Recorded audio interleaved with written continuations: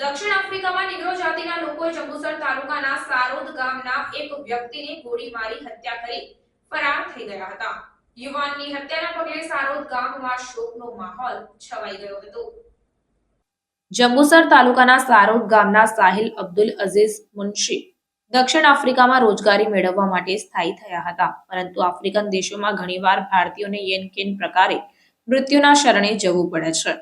સારોદ ગામના Sahil Abdul Aziz Munshi નોકરીએથી છૂટીને પરત પોતાના નિવાસ સ્થાને ગાડીમાં જઈ રહ્યા હતા, ત્યારે કેટલાક નીગ્રો જાતિના લોકોએ લૂંટવા માટે તેમને રોકવાનો પ્રયાસ કર્યો અને તેમને ગોળી મારી શરીરના ભાગે ઈજાઓ પહોંચાડી. તે છતાં તેમણે હિંમત રાખીને ગાડી ચલાવી, પરંતુ તેમનો પીછો કરી દૂર જઈને તેમની ગાડી ઉપર 6 થી 7 ગોળીઓ મારી દેતા સાહિલને ગોળી વાગતા તેનું કરુણ મોત નીપજ્યું હતું.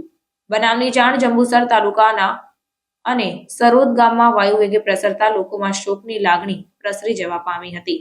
અત્રે ઉલ્લેખનીય છે કે સાહિલભાઈ મુનશી રોજાની હાલતમાં હતા અને તેમને પરિવારમાં 7 વર્ષની દીકરી અને 3 વર્ષનો દીકરો છે.